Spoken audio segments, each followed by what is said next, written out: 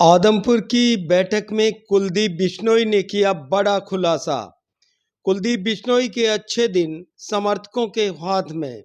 कुलदीप बिश्नोई ने कहा, नाराजगी थी, अब साथ देंगे तो हमारा अच्छा होगा। हरियाणा राजस्थान में भारतीय जनता पार्टी के लिए वोट मांगेंगे कुलदीप।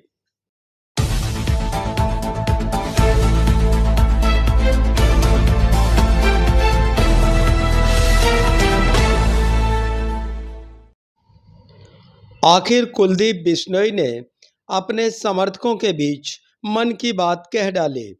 करनाल में नायब सैनिक के नामांकन दाखिल किए जाने के कार्यक्रम में शामिल होने के बाद आदमपुर में समर्थकों के बीच पहुंचे कुलदीप बिश्नोई ने भारतीय जनता पार्टी से हुए सौदेबाजी की पोल खोल दी।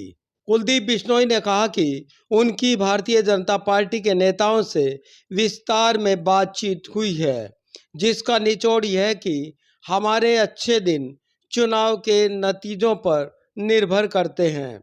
अगर चुनाव परिणाम अच्छे आए तो हमारे भी अच्छे दिन आने वाले हैं। अगर चुनाव हल्का रहा तो हमारे अच्छे दिन भी सवालों में होंगे। कुलदीप बिश्नोई ने कहा कि इसके लिए आदमपुर हिसार ही नहीं, पूरे हरियाणा और राजस्थान में मेहनत करनी होगी, जिसमें भाजपा उम्मीदवारों को वोट दिलाने के लिए जुटना होगा। नतीजे अच्छे आए तो हमारे साथ बहुत ज़्यादा अच्छा होने वाला है। उन्होंने स्वीकार किया कि इसी अच्छे के लिए वे 1 महीने से प्रयास कर रहे थे।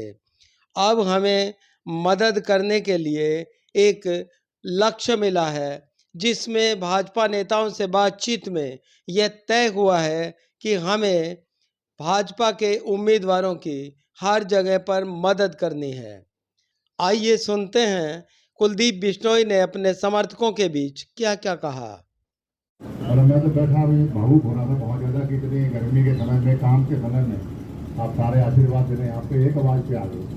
मेरे ख्याल से कल या परसों ही बोलना शुरू किया होगा हमने। कल अचानक शुरू 1 दिन के नोटिस में इतनी संख्या में आप अपना साथ सहयोग आशीर्वाद देने हैं, इसके लिए आपका मैं आभार व्यक्त करता हूँ। सम्मानित मंच, क्योंकि मैं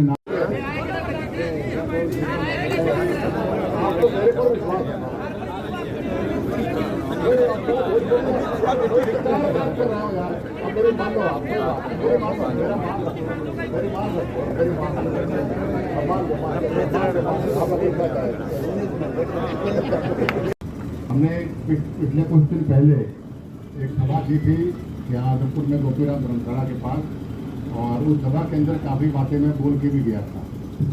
और लेकिन फिर मुझे लगा कि भाई गांव-गांव के कार्यक्रम हमें बनाने चाहिए, और उससे पहले हमें अपने साथियों से भी राय लेनी चाहिए, क्या करना चाहिए, क्या नहीं करना चाहिए।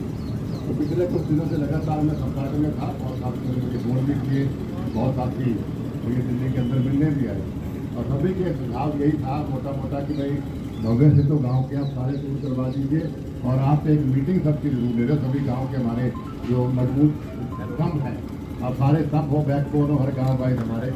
तो जातीय चुनाव महत्वपूर्ण है। मैं आपकी भावनाओं को समझता हूँ, हर चीज़ को समझता हूँ। परिवार में एक आदमी को हमेशा आगे कर दिया जाता है कि भाई हमारे घर से हमारा तो यो है, वही काम करावे, वो भी मैंने मिला हो भाई, ये था भाई हमारा तो यो काम करी हो, काम दे रहा है।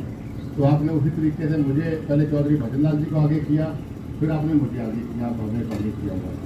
तो उस लहजे से मैं आपको विश्वास दिलाता हूँ कि आने वाला समय हमारे लिए बहुत ज़्यादा अच्छा है, बहुत ज़्यादा अच्छा है।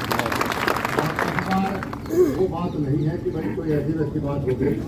1 महीना लगा है मेरे को आपके बीच में आने में, तो आप समझ सकते हो कि पूरी ठोक बजा के आपके बीच में आया होगा। लेकिन मेरी प्रार्थना ये है कि वो बहुत अच्छा समय तभी आ सकता है जब हम नतीजा अच्छा दें, क्योंकि एक विश्वास पार्टी ने मुझ पर किया, जो 1 महीने के बाद जैसे डॉक्टर साहब मेरे मिले या सीएम साहब मेरे को मिले या मैं जिनसे मिला, तो एक विश्वास के तहत के मिले भी। तो जीत का मेनली चौधरी भजन लाल जी का जो वोट बैंक है पूरे प्रदेश के अंदर, वो प्रदेश का वोट बैंक कैसे भारतीय जनता पार्टी में आ सकता है, वही कारण था कि भाई हमारी आपस में चर्चा चल रही थी। कोई नाराजगी नहीं थी, लेकिन मायूसी जरूर आपके मन में थी, मैं समझ सकता हूँ। क्योंकि मेरा परिवार मायूस था तो मैं उस वजह से नहीं मायूस था, लेकिन पूरी मायूसी मेरी खत्म हो गई। और अगर आपने मुझे अपना भाई बेटा बना रखा और मेरी अगर मायूसी खत्म हुई है तो आपकी मायूसी पूर्ण रूप से खत्म होनी चाहिए। मेरी हाथ जोड़ के चौकीदार से जैसे अभी गिल साहब भी बता रहे थे, मैंने भी उस दिन आपको बताया था कि 1968 से पहले से आपका और हमारा पारिवारिक रिश्ता। 68 में मेरे पिताजी विधायक बने स्वर्गीय युग पुरुष रतन चौधरी भजनलाल जी, उससे पहले 5 आप ब्लॉक समिति मेंबर, चेयरमैन, विधायक, आपको सब बातों का पता है। तो आपका हमारा जुड़ाव बहुत लंबा और बहुत लंबा हमने आगे चलना है, बहुत लंबा आगे चलना है परिवार की तरह। और आज जो ये सभी साथी से बात करते हैं तो उसका कारण ये है कि मेरा घुटना मजबूत है। उनको पता है भी थे हाथ को लगा रखने तो अपनी आदमी ने जब तक परिवार के साथ किसी तरह बात नहीं तो काफी नाराज के मतलब लोग बहकाने आवेंगे, किसी ने कह दिया, किसी घरों कर दिया, किसी वो कर दिया। मेरा सिंपल एक आपसे प्रार्थना है कि जो आदमी चौधरी भजनलाल जी को मन से चाहता है, चाहे वो आदमपुर हल्का है, चाहे वो हिसार लोकसभा है, चाहे वो हरियाणा है, चाहे वो राजस्थान, भाई भारतीय जनता पार्टी को हमने वोट देने हैं। ये मेरे आपको हाथ जोड़ते हैं।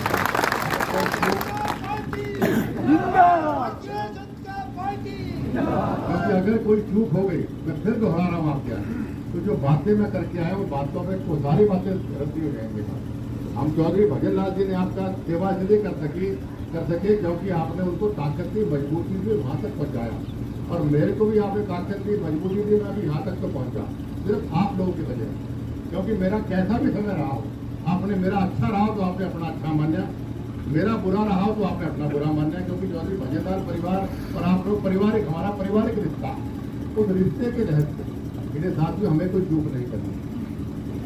क्या कोई आप सब सर्वगुण संपन्न, आप गांव जाइए, हर जगह जाइए, भव्य भी आपके सारे गांव पे टूर करेगा अभी, और उसमें भी आपको और बातें वो डिटेल बता के जाएगा। लेकिन उसके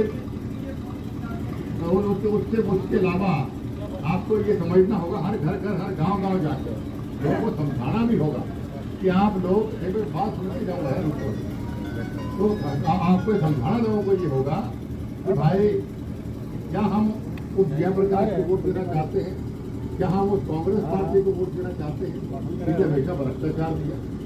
आपको भूलना नहीं, जो लोग भूल जाते बड़ी जल्दी कामा में लाग गया ना।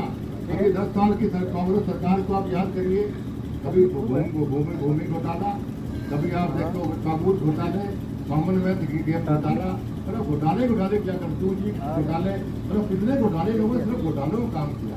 और 10 साल और उसके बाद 10 साल की मोदी सरकार को